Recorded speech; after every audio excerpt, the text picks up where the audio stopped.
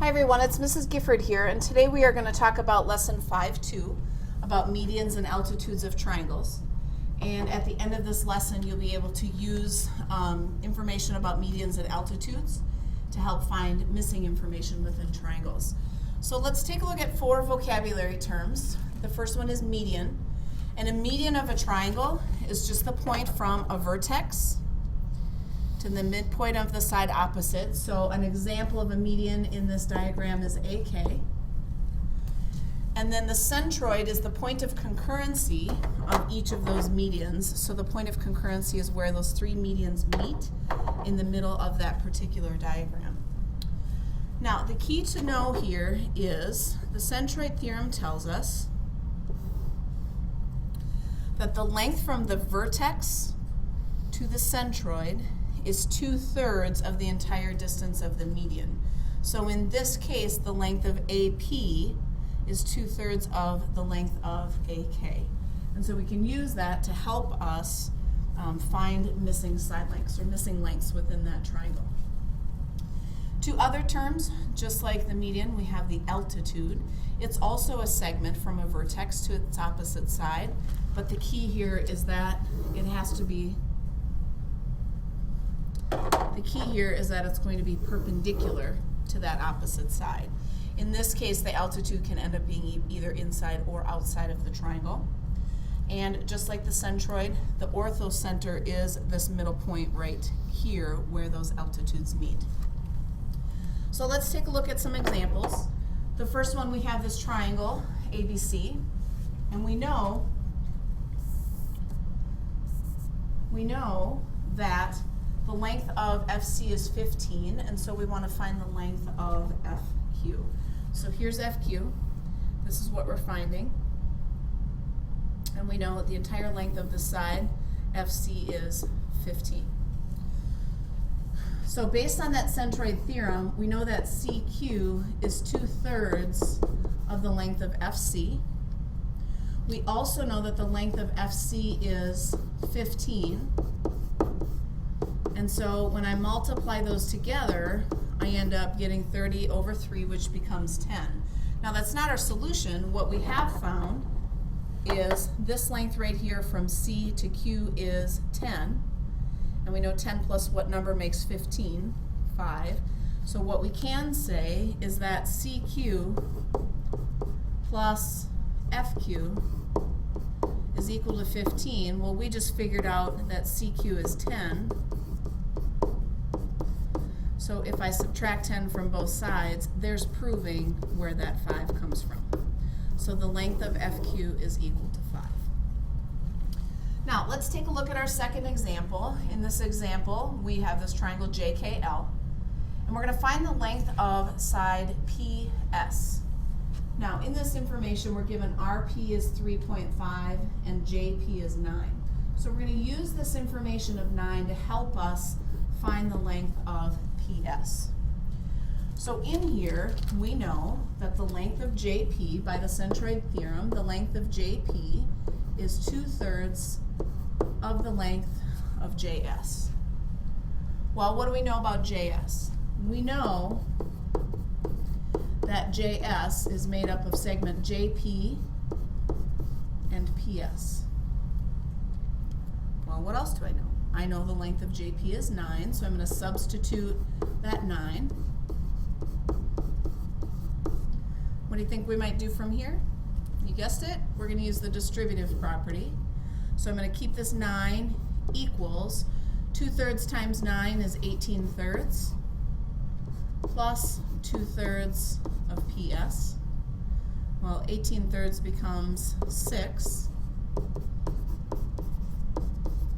So then I'm going to subtract 6 from both sides because I'm working towards finding the length of PS.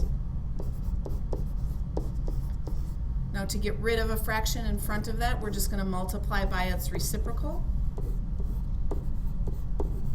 So we end up getting 9/2 is equal to PS, which if we want to simplify that or change it to a decimal, it comes to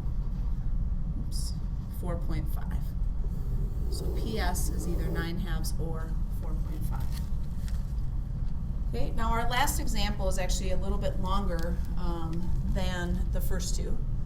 But the last example, we're going to figure out what the orthocenter is of a triangle. And so there's three things we're going to do. We're going to find two different equations, and then we're going to end up solving the systems of equations using our work from algebra. And so we're going to find just two of them because we already know that the orthocenters where all three meet. So let's take a look at what we have. We need to find the coordinates of the orthocenter, and we have this triangle ABC. So the first thing that we need to be aware of is what are the coordinates of each of those points. So we take a look at A, and we know that A is at 4, 0. B is at -2, 4. And C is at 0, 6. Now from here, we're going to find slopes of two different lines. So the first thing that I'm going to do in step 1 is I'm going to find the slope of BC. Okay, I'm going to find the slope of BC right here. And I'm going to do that just by using the formula for slope. So in this case, I'm going to do 6 minus 4 over 0 minus 2. Sorry, 0 minus -2, which is 0 plus 2. So I get 2 over 2, which is 1. Now, because I'm working on finding the equation for this altitude, which comes from A to that line BC, I also, then I need to recognize that this needs to be perpendicular. So if I know the slope of BC is 1, then I know the slope of the line that's perpendicular is -1. That's the first part. Then I'm going to use point slope form.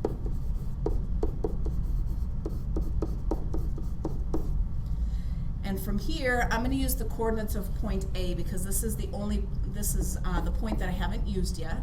So I'm going to substitute what I know.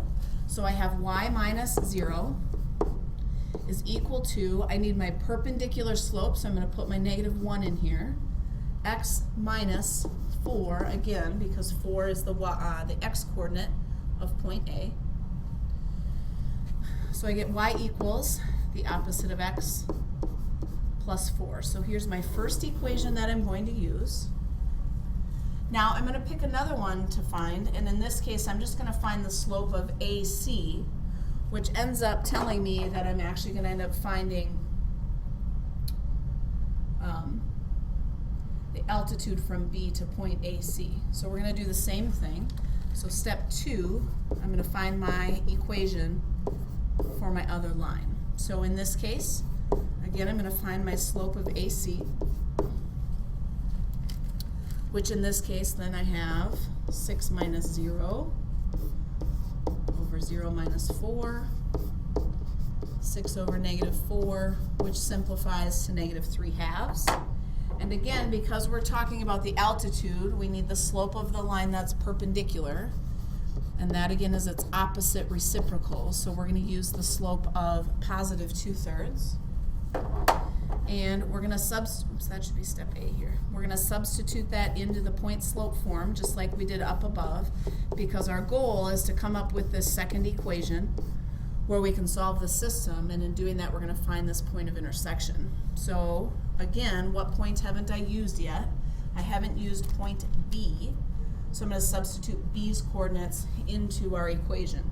So we have y minus 4 equals 2/3, there's our perpendicular slope, and then x minus -2 is the same as x plus 2.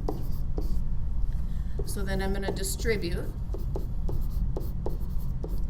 and 2/3 times 2 is 4/3. And I'm going to add 4 to both sides. And just as a reminder, 4 is the same as 12/3.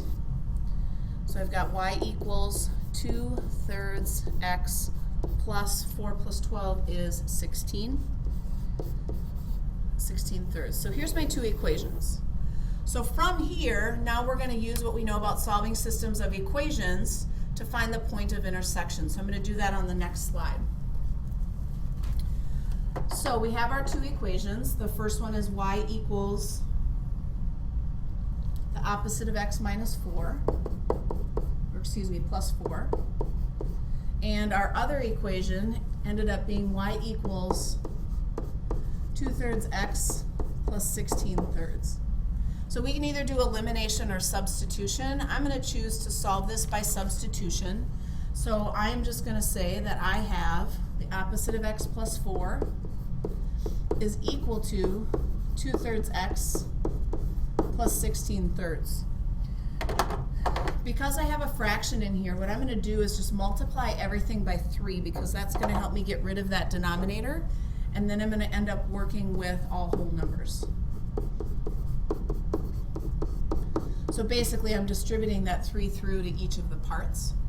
So from here, as we know, now my goal is going to be to solve for x. I'm just going to subtract 2x from both sides. So I get negative 5x plus 12 is equal to 16. Subtract 12, I get negative 5x is equal to 4. And then I'm going to divide by negative 5, so x equals negative 4/5. So far we have figured out that the x-coordinate of the point of intersection is negative 4/5. So what do we need to do here? We need to substitute this back into one of our two equations to figure out what the value of that y-coordinate is. So I think the first equation is easier to work with. So I'm going to say y is going to be equal to, I need the opposite of x, so the opposite of negative 4/5 is positive 4/5. We're going to add 4. And again, if we think of fractions, 4 is the same as 20/5. So when I add them together, I end up getting 24/5, which becomes 4 4/5. So there's your y-coordinate. So that means our point of intersection, or our orthocenter, is the coordinate pair negative 4/5 and then 4 4/5. There you have it, folks. 5.2 medians and altitudes of triangles.